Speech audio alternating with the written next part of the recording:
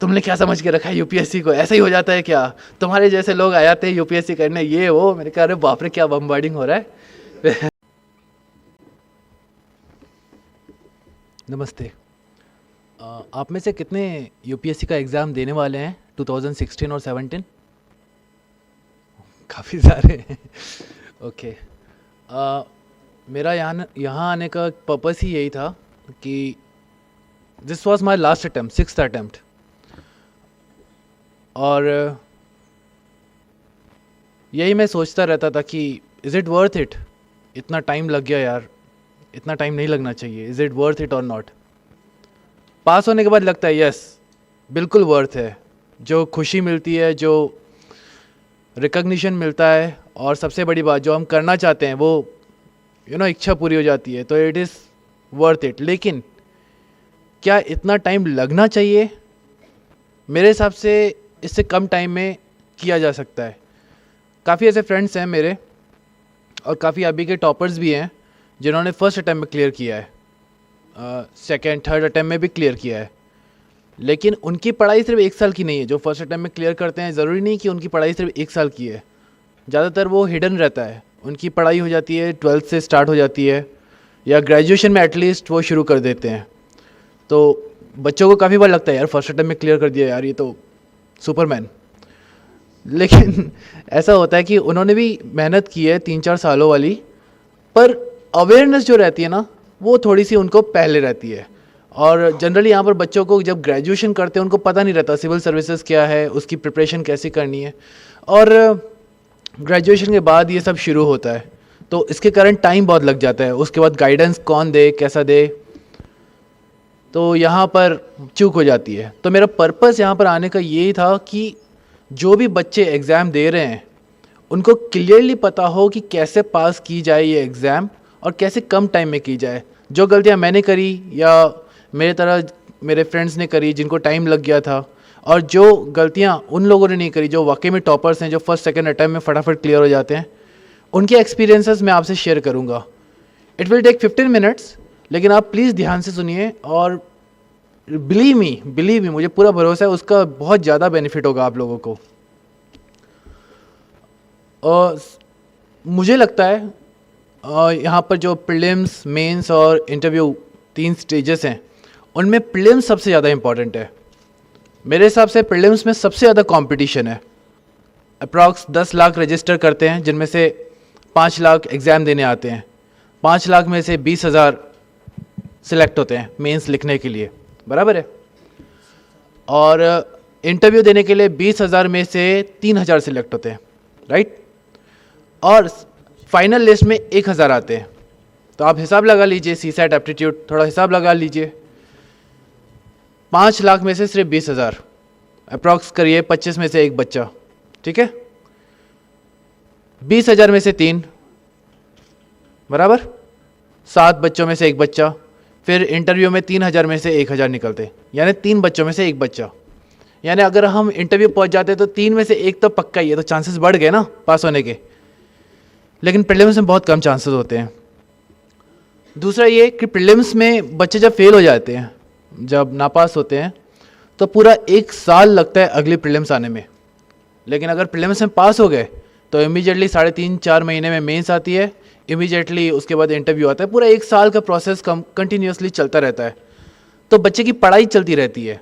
लेकिन जब prelims fail हो जाता है बच्चा, तो पढ़ाई छूट जाती है। कोई थोड़ा टाइम घर चला जाता है, कोई रोता धोता रहता है, तो उसमें थोड़ा वो हो जाता है, छूट जाती है, पढ़ाई छूट जाती है। और एक बार पढ़ाई छूट गई, एक बार आप प्रोसेस से बाहर आ जाते हो ना, तो फिर वापस प्रोसेस में आने में ना टाइम लग जाता है। ये बच्चों को रियलाइज़ नहीं होता है।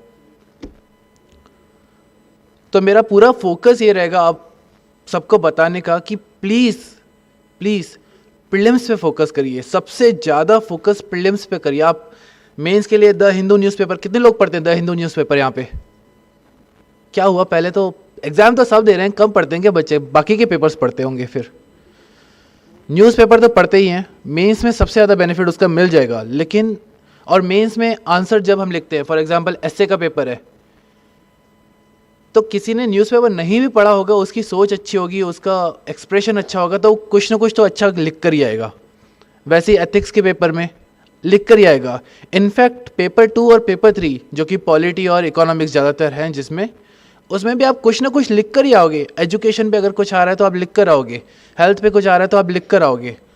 लेकिन इशू ये हो जाता है प्रीलिम्स में आपको चॉइस दी रहती है, या तो आपको वो चॉइस आ रही है या तो नहीं आ रही है, ईदर और ऐसा हो जाता है। तो वहाँ पर डिफ़िकल्टी बढ़ जाती है। बच्चों को लगता है कि प्रीलिम्स ज़्यादा इजी है, मेंस ज़्यादा डिफिकल्ट है, राइटिंग प्रैक्टिस करते हैं। लेकिन प्रीलिम्स क्लियर ही नहीं होगा तो क्या कर लोगे उस राइटिंग प्रैक्टिस का, है कि नहीं? तो इसीलिए पूरा फोकस सबसे पहले आप प्रीलिम्स पे लगाइए। It won't take more than 4.5 months, 4.5 महीने से ज़्यादा नहीं लगता है।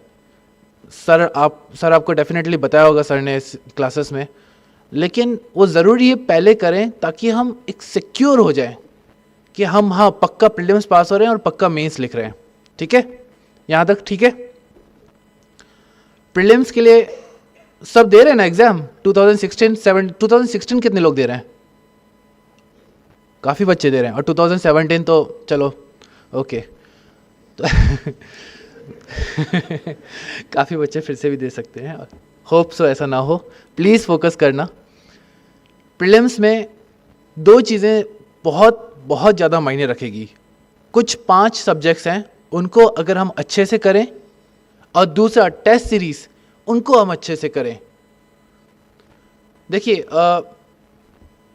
आपको एकलव्य और अर्जुन की कहानी पता होगी, राइट? एक बार जैसे अभी यहाँ पर लाइट चली गई थी, एक बार अर्जुन और जो भी उनके स्कूलमेट्स हैं गुरु द्रोणाचार्य के यहाँ रहते थे। पहले तो है ना, ऐसा अभी जो स्कूल सिस्टम है वैसा नहीं था, पहले रेसिडेंशियल था, गुरुकुल था, राइट? तो वहाँ पर वहीं सब रहते थे, बच्चे वगैरह सब। तो कैंडल्स चलती थी, खाना वाना खा रहे थे बैठ के, वो बनाना पील में, वो क्या बोलते हैं उसे, बनाना का पत्ता आता है ना जिसमें खाना खाते हैं, कभी हम शादी वादी में गए तो उसमें खा रहे थे खाना। तो तेज़ हवा आई, बुझ गया, कैंडल वैंडल बुझ गया, पूरा अंधेरा हो गया। पर बच्चे तो खाना खाने में लगे ही थे, और जब तक गुरु द्रोणाचार्य ने कैंडल वैंडल जलाई तब तक बच्चे पूरा सफ़ा चट कर चुके थे, खाना खा चुके थे बढ़िया मज़े से। तो अर्जुन ध्यान दे रहा था। अर्जुन ने रियलाइज़ किया कि यार बच्चों ने खाना खा लिया अंधेरे में भी, लेकिन वो जो बनाना प्लेट थी, ठीक है, वो जो पत्ता था बड़ा, उसमें से किसी ने बाहर नहीं गिराया। हो सकता था ना कि दाल गिर जाए, सांभर गिर जाए इधर उधर।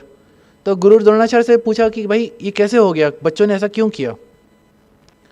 तो गुरु द्रोणाचार्य ने बताया कि आप रोज़ खाना खाते हो, उसी प्लेट में, उसी बनाना प्लेट में रोज़ खाते हो, वैसे ही खाते हो। तो आपने इतनी बार उसको प्रैक्टिस कर दिया, इतनी बार प्रैक्टिस किया है कि अब आप वो आंखें बंद करके भी आप कर सकते हो, फिर लाइट हो या ना हो। कहने का तात्पर्य ये है कि प्रीलिम्स हो या मेंस हो, स्पेशली प्रीलिम्स में इतना प्रैक्टिस चाहिए, इतने बार रिवीजन करना है, ताकि जैसे ही ऑप्शन आए, कोई क्वेश्चन हम कर रहे हैं प्रीलिम्स में, उसमें ऑप्शन देखकर हमको समझ में आ जाए कि नहीं यार ये तो बिल्कुल गलत है, नहीं यार ये तो बिल्कुल सही है। ये कब होगा? जब हम बार बार प्रैक्टिस करेंगे, रिवाइज करेंगे। ठीक है, बुक्स में बताऊंगा आपको क्या पढ़ना है, वो सर भी बताएंगे, कोई भी बताएगा, लेकिन ज़्यादा बार रिवाइज करना ये सब लोग भूल जाते हैं। दूसरा एक एकलव्य की भी कहानी है कि ऑब्वियसली सबको पता है कि उनको एडमिशन नहीं मिला था द्रोणाचार्य के स्कूल में, राइट? तो क्या किया उन्होंने फिर? क्या किया? राइट, सेल्फ स्टडी की। घर पे ही अपने जंगलों में जाके खुद ही तीर चलाएंगे, खुद ही वो बनाएंगे, थोड़ा सा देख लेते थे, जैसे आजकल mrinal.org पे वीडियोस अवेलेबल है वैसा देख लेंगे और घर पे जाके प्रैक्टिस की, बहुत सेल्फ स्टडी की। तो कहने का तात्पर्य ये है कि इस एग्ज़ाम के लिए सेल्फ स्टडी बहुत ज़्यादा चाहिए। हम अतुल सर, हम जो यहाँ पर आपको थोड़ा गाइड कर रहे हैं, हम आपको गाइड कर सकते हैं। घोड़े को घास या पानी तक ले जाया जा सकता है। पानी और घास उसको खुद ही खाना पड़ेगा, आपको खुद ही पढ़ना पड़ेगा, लाइब्रेरी में बैठ के शांति से 6, 7, 8 घंटे जो भी आप कर सकते हो, खुद ही रोज। ओके, तो ये सेल्फ स्टडी और रिवीजन बिल्कुल नहीं भूलोगे आप, कुछ भी हो जाए। आज से आप ये तो लेकर जाओगे यहाँ से। अब आते हैं प्रीलिम्स की पढ़ाई। प्रॉब्लम ये होता है बच्चों को, मुझे भी हुआ था, प्रीलिम्स फेल हुआ हूँ मैं, 3 बार फेल हुआ हूँ प्रीलिम्स, तो मुझे पता है कि फेल क्यों हुआ था मैं और पास क्यों हुआ हूँ। बुक्स हैं, अब उन बुक्स को पढ़ें और उन बुक्स का बहुत ज़्यादा फ़ायदा होगा। और उन बुक्स को ही क्यों पढ़ें और बाकी बुक्स को क्यों ना पढ़ें, और कितनी बार उन बुक्स को पढ़ें और उनका फ़ायदा क्या होता है। फॉर एग्ज़ाम्पल 5 मैंने बोला था शुरू में कि 5 चीज़ें आप ज़रूर पढ़ें, ताकि ऐसा ना हो कि बाकी जो लोगों को आंसर आ रहा है, बाकी जो कैंडिडेट्स को आंसर आ रहा है वो हमें नहीं आ रहा है। अगर ऐसा होगा ना तो पक्का हम फेल हो जाएंगे। हाँ, ऐसा होता है, काफ़ी सारे क्वेश्चंस ऐसे डिफ़िकल्ट आते हैं या कंफ्यूजिंग होते हैं जो काफ़ी बच्चों को नहीं आते हैं, कुछ ही बच्चों को आते हैं। चलेगा चलेगा, बिल्कुल चलेगा, कोई बात नहीं। 20,000 सीट्स है प्रीलिम्स के लिए, प्रीलिम्स पास होने के लिए। ऐसा नहीं होना चाहिए कि जो सबको आ रहा है वो हमको नहीं आ रहा है, या जो एटलीस्ट 20,000 बच्चों को आ रहा है वो हमको नहीं आ रहा है। ठीक है। पॉलिटी, सर ने बताया होगा, क्लास में बताया होगा, Laxmikanth is the best book. अब जस्ट नोट डाउन करिए, क्योंकि इसका बहुत बेनिफिट होगा, बिलीव मी, आप भरोसा करिए। ठीक है। पॉलिटी लक्ष्मीकांत में से पढ़िए, आपने क्लासेस की है, अब आप पढ़ सकते हैं। लक्ष्मीकांत में भी जो टेबल्स होती हैं, कितने लोग लक्ष्मीकांत को फॉलो करते हैं यहाँ पे? सभी करते हैं, चलो अच्छी बात है। ये तो लक्ष्मीकांत में टेबल्स दी रहती हैं। टेबल्स इतनी अच्छी तरह से करिए आप, इतनी अच्छी तरह से करिए, क्योंकि टेबल्स में ही सार है सबका। टेबल्स में क्लियरली समझ में आता है क्या डिफरेंस है ऑर्डिनरी बिल में, मनी बिल में। पढ़ा हुआ है ना लक्ष्मीकांत थोड़ा बहुत? हाँ, पढ़ा है ना। एग्जाम्पल समझ में आएंगे ऑर्डिनरी बिल, मनी बिल अगर मैं दूंगा तो। टेबल्स रहती हैं लक्ष्मीकांत में, उसमें सब समझ में आ जाएगा। उनको बहुत अच्छे से फोकस करिए, लक्ष्मीकांत को कवर टू कवर अच्छे से पढ़िए। देखिए प्रीलिम्स में 18 क्वेश्चन, 100 में से 18 क्वेश्चन अगर पॉलिटी में से आ रहे हैं, कितना हुआ? 18%। 18% अराउंड 1/5, बराबर है कि नहीं? अगर वो 18 क्वेश्चन मैं बुक में से पढ़ के 18 के 18 सॉल्व कर सकता हूं, तो इससे बेहतर क्या हो सकता है? हम सारा साल न्यूज़पेपर पढ़ते रहेंगे, करंट अफेयर्स पढ़ते रहेंगे, इंपॉर्टेंट है, लेकिन उनमें से जो क्वेश्चंस आएंगे, आपने इतना सारा पढ़ लिया है, रिवाइज एकदम कम किया है, तो सॉल्व नहीं कर पाते। लेकिन लक्ष्मीकांत एक बुक है, उसको बार बार पढ़ने से क्वेश्चंस हम डेफिनेटली सॉल्व कर सकते हैं। आपको अगर यकीन नहीं हो रहा होगा मेरी बातों का, तो आप घर पे जाकर पास्ट ईयर क्वेश्चंस चेक करिएगा और फाइंड आउट करिएगा कि ये लक्ष्मीकांत में कहाँ पर है, आपको डेफिनेटली मिलेगा। ठीक है। उसके बाद आते हैं मॉडर्न हिस्ट्री। मॉडर्न हिस्ट्री के लिए स्पेक्ट्रम की बुक अच्छी है, एनसीईआरटी अच्छी है, कोई भी पढ़िए। मैं प्रेफर करता था मॉडर्न हिस्ट्री के लिए spectrum by Rajiv Ahir, IPS officer. वो बहुत बढ़िया बुक है, स्पेशली उसमें हर चैप्टर के पीछे समरी दिया हुआ है। आप उस समरी का जेरोक्स अलग से अपने पास रखिए, बुक में रहने दीजिए, उस समरी का जेरोक्स अपने पास रखिए, उसको बार बार रिवाइज कीजिए, तो आपको एक क्रोनोलॉजी समझ में आ जाएगी। ठीक है। मैं ये आपको इसीलिए बता रहा हूँ क्योंकि देखिए पेप टॉक, जो मोटिवेशनल स्पीचेस हैं, जो आपका मनोबल बढ़ाएं, ऐसी स्पीचेस हम देंगे, टॉपर्स देंगे, लेकिन प्रैक्टिकल जो है बच्चे यहाँ से सुन के चले जाएंगे, लेकिन प्रैक्टिकल जब वो पढ़ाई करने बैठेंगे ना, तब उनको बहुत दिक्कत आएगी। तो इसीलिए मैं आपको डायरेक्टली वही बता रहा हूँ जो आपको इस एग्ज़ाम में 2016 प्रीलिम्स में और 2017 प्रीलिम्स में सबसे ज़्यादा फ़ायदा देगा। ठीक है। मॉडर्न हिस्ट्री के लिए आप स्पेक्ट्रम करें, मेरे हिसाब से वो बहुत अच्छी है। अगर 7-8 क्वेश्चंस आते हैं तो डेफिनेटली 8 में से 6 उसमें से हो ही जाएंगे, अच्छे से पढ़े तो। ओके। फिर आता है एनवायरनमेंट। एनवायरनमेंट के लिए 12th क्लास की बायोलॉजी की एनसीईआरटी जो है, उसका एक सेक्शन है इकोलॉजी, वो करें। अगर वो नहीं करना है लोगों को, तो आईसीएसई की 9th और 10th की किताब आती है, वो करें। इन दोनों में से कोई भी कर लिया, एटलीस्ट बेसिक एनवायरनमेंट अच्छे से होगा। ठीक है। उसके अलावा करंट्स आता है, आपको वो न्यूज़पेपर में से करना पड़ेगा। 4th geography. ज्योग्राफी के लिए 6th to 12th एनसीईआरटी अनिवार्य है, अच्छे से करना है, धीरे धीरे करना है। उसमें जो किसने देखी है ना, अब बच्चों आपने देखी होगी 6th और 7th की एनसीईआरटियाँ देखिए, कि सीधा 11th 12th की उठाते हो। 6th और 7th की उसमें वो बंटी बबलू वो कार्टून फिगर्स रहते हैं, वो क्वेश्चन पूछते हैं। कभी उन क्वेश्चंस पे ध्यान देना, वो क्वेश्चंस बहुत इंपॉर्टेंट रहते हैं। वो आपकी एक थॉट प्रोसेस डेवलप करेंगे कि यार ये क्वेश्चन हमने क्यों नहीं सोचा, पर वो आपको सोच के दे रहे हैं ताकि आप उस पर सोचें और फिर आंसर निकालें। और आप बिलीव नहीं करोगे, आप क्वेश्चन देखोगे ना यूपीएससी में, उनमें से क्वेश्चन है, आप बिलीव नहीं करो। आप एक बार चेक तो करिए जाकर। ठीक है। तो ज्योग्राफी की 6 to 12 एनसीईआरटी जरूर करेंगे, यानी ज़रूर करेंगे, ठीक है। मैपिंग पे ध्यान देंगे आप। मैपिंग पे आजकल 8 क्वेश्चन आ रहे हैं। 8 क्वेश्चन बहुत मायने रखते हैं, और मैपिंग एक बार पढ़ा हुआ है तो इमीडिएटली अगर याद आ गया एशिया में सीरिया कहाँ पर है, म्यांमार कहाँ पर है, कैसे जुड़े हुए हैं, ठीक है, स्पेशली एशिया का मैप, तो फटाफट क्वेश्चन सॉल्व हो जाएंगे। तो मैपिंग एशिया पर ज़्यादा फोकस करेंगे, India as well as Asia, ठीक है। के सिद्धार्था की बुक आती है वर्ल्ड मैप पे, और प्रेम पटेल की बुक आती है इंडियन मैप्स पे, वो आप रेफर कर सकते हैं, मैपिंग ईजी हो जाएगी, ठीक है। पांचवा इकोनॉमिक्स। इकोनॉमिक्स में शंकर गणेश IRS ऑफिसर है, उनकी बुक है, स्पेशली जो इंजीनियरिंग बैकग्राउंड से नहीं है उनके लिए शंकर गणेश बहुत अच्छी है। जो इंजीनियरिंग बैकग्राउंड से हैं मैं उनको कहूँगा mrinal.org पे वीडियोस हैं, या सर की क्लास में बढ़िया हो जाता है, तो कहीं पर भी आप पढ़िए। इकोनॉमिक्स बहुत इंपॉर्टेंट है, इकोनॉमिक्स में से काफ़ी क्वेश्चन आते हैं, 15 क्वेश्चन आ जाते हैं। तो मैंने क्या सब्जेक्ट्स बताया, मैंने 5 सब्जेक्ट्स बताया आपको, polity, history, economics, environment and geography. कुछ भी हो जाए आप पहले ये 5 सब्जेक्ट अपने हाथ में रखिए, ये बेसिक सब्जेक्ट्स हैं, ये अगर नहीं आ रहे हैं तो हम पक्का फेल हो जाएंगे। बाकी आए नहीं आए ठीक है, ये नहीं आ रहा है तो पक्का पक्का फेल होंगे। तो ये 5 सब्जेक्ट अच्छे से करिए। मैंने आपको बुक्स बताई है, मैंने आपको ये भी बताया कि उन बुक्स को कैसे पढ़ें। पॉलिटी में टेबल्स पे ज़्यादा ध्यान दें, हिस्ट्री में स्पेक्ट्रम पे ज़्यादा ध्यान दें, ज्योग्राफी में वो जो क्वेश्चन है उन पे ज़्यादा ध्यान दें, ठीक है। ये पहला रूल। दूसरा रूल है टेस्ट सीरीज़। टेस्ट सीरीज़ इतनी ज़्यादा ज़रूरी है, बहुत बहुत ज़्यादा ज़रूरी है। काफ़ी बार हम ओवर कॉन्फिडेंट हो जाते हैं या फियरफुल हो जाते हैं।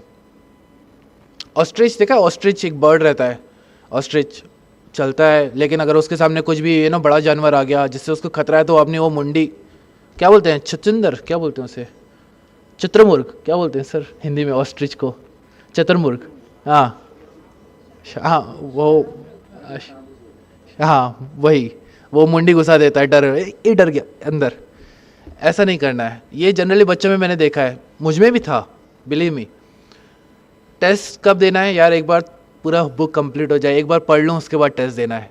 ये प्रोक्रेस्टिनेशन है, ये वो हम पोस्टपोन कर दें चीज़ें क्योंकि हम डरते हैं, हमें डर लगता है। लेकिन मैं आपको बोलूँगा आप टेस्ट सीरीज़ आज से, स्पेशली 2016 में दे रहे हैं, आज से रोज़ 30 क्वेश्चन तो एटलीस्ट करिए। पास्ट ईयर पेपर में से करिए, सर के सिनर्जी के टेस्ट सीरीज़ लीजिए। insightonIndia.com के मार्केट में टेस्ट सीरीज़ अच्छे अवेलेबल हैं, वो कम से कम 30 क्वेश्चन करिए। 30 क्वेश्चन रोज़ करोगे ना तो समझ में आ जाएगा कि गलती कहाँ पर हो रही है। और ज़मीन पे रहेंगे, हवा में उड़ जाएंगे नहीं तो। यार पॉलिटी लक्ष्मीकांत पूरा बुक हो गया, 2 बार 3 बार हो गया यार, हो गया बस मेरा। तेरा कितनी बार हुआ यार, मैं तो कंप्लीट नहीं हुआ है। बुक कंप्लीट करना डजेंट मीन कि आपका सब्जेक्ट कंप्लीट हो गया। टेस्ट में अच्छे नंबर आना उससे पता चलता है कि आपका सब्जेक्ट कंप्लीट हुआ है कि नहीं वाकई में, ठीक है। तो आज 2 रूल आप जरूर यहाँ से सीख कर जाएंगे। एक तो वो 5 बुक्स या 5 सब्जेक्ट जो मैंने बताए, आप बिल्कुल उन बेसिक बुक्स पे फोकस करेंगे। और दूसरा जो टेस्ट सीरीज़ है, आज ही आप जो भी टेस्ट सीरीज़ है अच्छे अच्छे लगाएं। अगर नहीं लगा पा रहे तो उनके पेपर्स अपने पास अरेंज करें कहीं से भी, और रोज़ 30 क्वेश्चन तो एटलीस्ट मिनिमम 30 क्वेश्चन करें, क्योंकि कुछ 75-80 दिन बचे हैं। अगर थोड़े ज़्यादा दिन होते तो मैं बोलता कि 10, 15, 20 करिए, तो थोड़े ज़्यादा करिए। 2016 वाले, 2017 वाले आराम से 20-20 कर सकते हैं रोज़, ठीक है। ये 2 चीज़ें। उसके अलावा मैंने बताया आप एक ही चीज़ को बार बार आप रिवाइज़ करेंगे, बार बार रिवाइज़ करेंगे ताकि अर्जुन जैसा फोकस आ जाएगा। और सेल्फ स्टडी, लाइब्रेरी में बैठ के क्लास में आप सीख लें जाके, लेकिन उसके बाद अपने घर में रूम में जाइए, लाइब्रेरी में जाइए, कहीं पर भी जाइए, बैठ के सेल्फ स्टडी करिए, उसी चीज़ को पढ़िए, इत्मीनान से पढ़िए, शांति से पढ़िए, कर सकते हैं। देखिए मैं बता रहा हूँ, ये मेरा 6th अटेम्प्ट था। CA भी दिया है मैंने, और ग्रेजुएशन भी दिया, और स्कूलिंग तो ऑब्वियसली की है, सब ने की है। और हम सबके साथ ऐसा हुआ ही होगा कि यार स्कूल में भी फेल हो रहे हैं, ठीक है, नंबर कम आ रहे हैं। 12th यार बहुत डिफिकल्ट है, 10th बोर्ड, 12th, फिर ग्रेजुएशन आ गया। फिर चलो ग्रेजुएशन तो आजकल वो शार्प नोट्स आते हैं तो फटाफट हो जाते हैं, जिसका कॉमर्स होगा। उसके बाद CA में आ गया तो ऐसा लग रहा था कि यार ये तो बहुत डिफिकल्ट है, बराबर है, वो भी पार कर लिया। और उसके बाद UPSC भी पार कर लिया। पहले वो भी लग रहा था यार कितना डिफिकल्ट है। मुझे अभी ऐसा लगने लगा है कि हम सब में है वो बात, जो पोटेंशियल बोलते हैं ना, जो एबिलिटी बोलते हैं, वो है कि हम कर सकते हैं। दिक्कत ये है कि हम खुद को चैलेंज नहीं करते, ना ही हमको कोई चैलेंज नहीं करता कि भाई एक बार किसी ने चैलेंज करके कि तू करके दिखा रहा है, तू चढ़ के दिखा इस पर। किसी ने कर दिया चैलेंज तो हम कोशिश पूरी लगा देते, अपनी जान लगा देते चढ़ने के लिए। लेकिन जब तक कोई चैलेंज नहीं करता फिर हम चढ़ते नहीं हैं, बराबर है कि नहीं? तो ये चैलेंजेस है, ये चैलेंजेस आपको ऊपर लाएंगे। ये जो यूपीएससी की जो प्रोसेस है ना, बिल्कुल ऊपर लाएगी। मैं जब सीए इंटर में था तो मैं सर के पास आया था, अतुल सर के पास। सर को शायद याद नहीं होगा क्योंकि काफ़ी टाइम हो गया। तो हमारे सीए, जब हम सीए इंटर यानी सीए PE2 पास होते हैं और सीए फाइनल की एग्ज़ाम होती है, उसमें 3 साल होता है गैप, और 3 साल में हमको आर्टिकलशिप करनी पड़ती है। तो मैंने कहा यार बहुत टाइम है, 3 साल, तो चलो यूपीएससी करते हैं। तो अतुल सर के पास आया था, तो सर ने बोला कि क्या प्लान है, क्यों करना चाहते हो ये वो। तो मैंने बोला कि सर ये ऐसा है, 3 साल है। सर ने सुना, सर समझ गए कि ये तो। फिर सर ने बोलना शुरू किया कि तुमने क्या समझ के रखा है यूपीएससी को, ऐसा ही हो जाता है क्या, तुम्हारे जैसे लोग आ जाते हैं यूपीएससी करने, ये वो। मैंने कहा अरे बाप रे, क्या बम्बार्डिंग हो रहा है। घर पे गया, अरे बाप रे बाप, मेरे फ्रेंड्स पूछ रहे थे यार क्या हुआ, किसने क्या बोल दिया तुझे। मैंने कहा यार ऐसा ऐसा हो गया यार। तो बड़ा उदास, निराश हो गया था। लेकिन आज मुझे वो बात रियलाइजेशन होती है कि वो सही था। सिंसियर एफर्ट्स और ऑनेस्टी अपने पढ़ाई के प्रति, कि एक गोल है। देखो डिफ़िकल्ट नहीं है, मैं ये नहीं बोलूँगा ये रॉकेट साइंस है। ज्योग्राफी यार बच्चे पढ़ रहे हैं यार, 12th क्लास के बच्चे पढ़ रहे हैं, 6 to 10, वो हमको पढ़नी पड़ रही। तो क्या डिफ़िकल्ट है क्या? नहीं है, डिफ़िकल्ट नहीं है, बिलीव मी। लेकिन वास्ट बहुत है, इतना वास्ट है ना, इतना वास्ट है कि आप एक सब्जेक्ट उठाते हो, जब दूसरा खत्म करते हो, तीसरा खत्म करते हो, तो पहला भूल जाते हो। तो ऐसा होता है। तो आपको कंटिन्यूसली उसको बार बार रिवाइज करते रहना, ताकि हमको याद रहे इतना वास्ट सब्जेक्ट्स। तो आराम से बैठ के लाइब्रेरी में सेल्फ स्टडी करेंगे, बार बार रिवाइज करेंगे और छोड़ेंगे नहीं। जिद पकड़ लेना, करना है करके रहेंगे। बस ये एक जिद अपने पास रेडी रखना। कोई कुछ भी बोले नहीं यार मुझे करना है, मैं कर लूँगा, मुझे पता है। सबने कर लिया, 1000 बच्चे कर लेते हैं यार हर साल, क्यों नहीं कर सकते हम आप? ठीक है, तो बस आप ये ध्यान में रखिए।